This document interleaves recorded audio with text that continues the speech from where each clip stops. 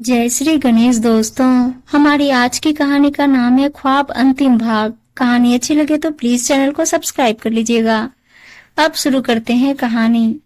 साड़ी और गहने पहनने की रूबी को आदत नहीं थी, इसलिए वह यह सब पहनकर काम भी नहीं कर पा रही थी। घर में मेहमानों के सामने वह घर का माहौल खराब नहीं करना चाहती थी, इसलिए किसी तरह कामों में लगी रही। विक्की के ऑफिस से आने के बाद सभी खाना खाने बैठे। रूबी ने सबकी प्लेट लगाई और गरम पूरी लेने के लिए रसोई में चली गई। भाभी, अगर मेरे आने से तुम्हें तकलीफ थी तो पहले ही बता देती, हम लोग नहीं आते। मेरे बेटे बहू के सामने मेरी इस तरह बेइज्जती करने की क्या जरूरत थी।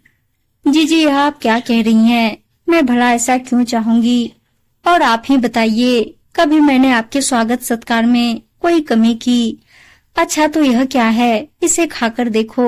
शाम को भी यही हाल था। तुम्हें तो पता है मुझे मीठी चाय अच्छी लगती है। चलो उसके लिए नहीं कहती हूँ, हो सकता है आपने बहू को ना बताया हो, लेकिन अब यह बेस्वाद खाना मुझसे नहीं खाया जाता। अपने बेटे बहू के सामने मैं तुम्हारे खाने की कितनी तारीफ किया करती थी, और तुमने यह खाना खिलाकर उनके सामने मेरा सर ही झुका दिया।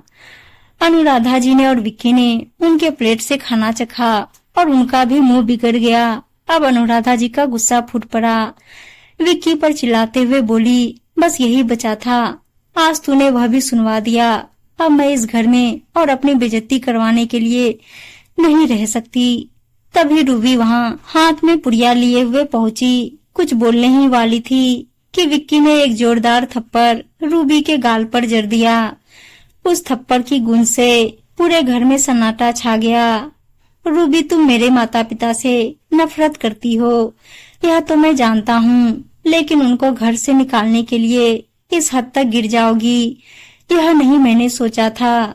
तुम्हें मैंने कभी भी किसी चीज के लिए नहीं रोका, तुम्हें हर सुख सुविधा दी, कभी तुमसे किसी चीज का हिसाब नहीं लिया। और तुम घर में आए मेहमानों को 2 वक्त ठीक से खाना नहीं खिला पाई। तुमसे यह छोटा सा घर भी नहीं संभलता। तुम चुटकी भर नमक नहीं संभाल पाती और देश संभालने के ख्वाब देखती हो।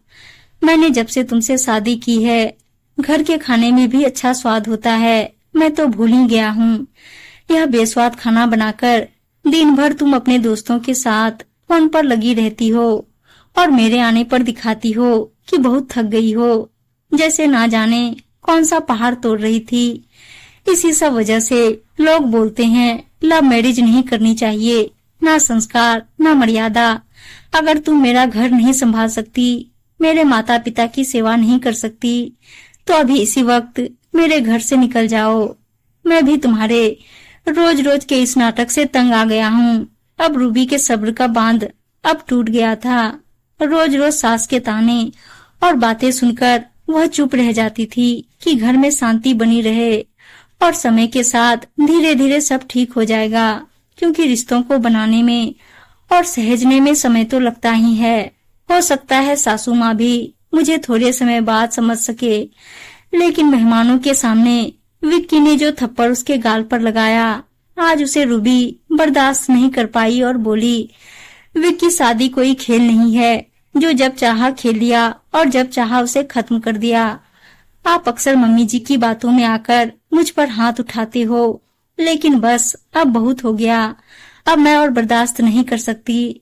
प्रेम का मतलब तुम क्या समझोगे?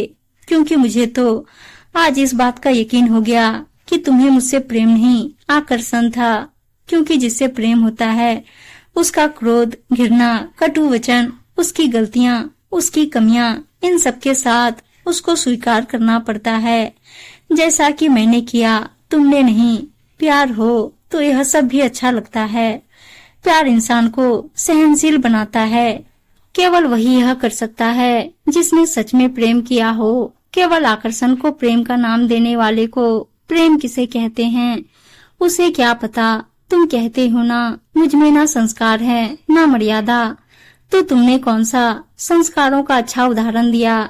हर रोज दूसरों की बातों में आकर बिना सच को जाने मुझे दोषी ठहराना, लोगों के सामने अपनी पत्नी पर हाथ उठाना, यह कहाँ के संस्कार और मर्यादा हैं। कहते हैं बहू गिरी स्वामिनी होती है और उसे एक सवाल पूछने का भी अधिकार नहीं देते हैं।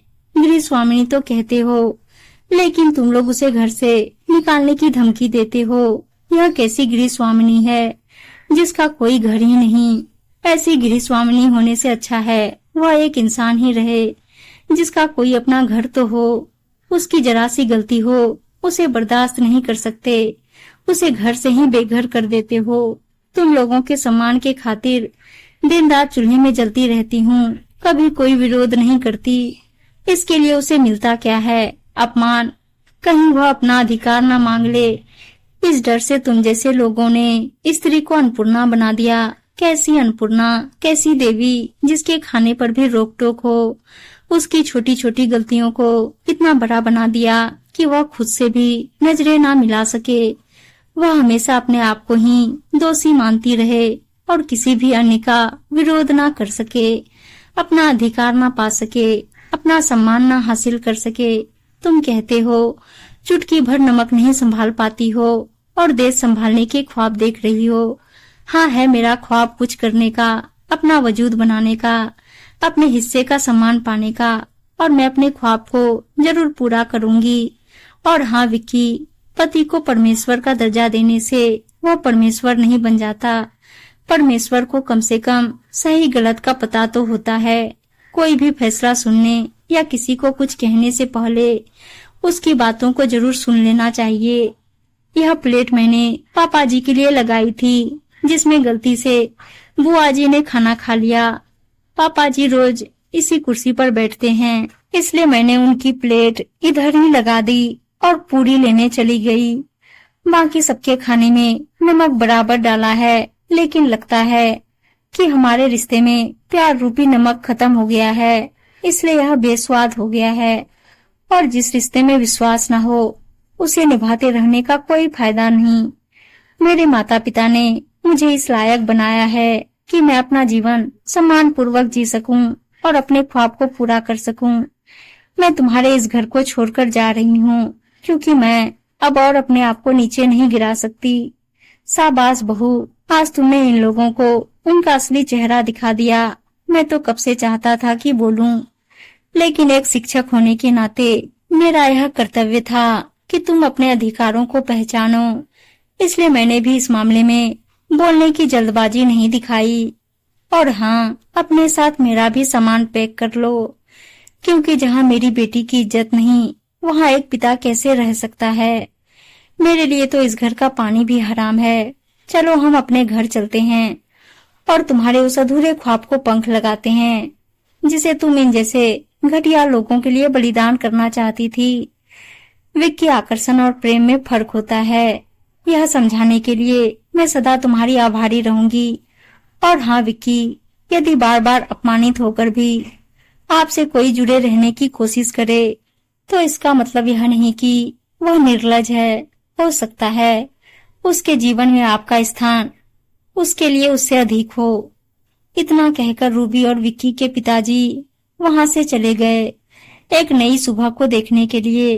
उम्मीद है दोस्तों कहानी अच्छी लगी होगी और अच्छी अच्छी कहानियां सुनने के लिए चैनल को सब्सक्राइब और वीडियो को लाइक शेयर जरूर कर दीजिएगा।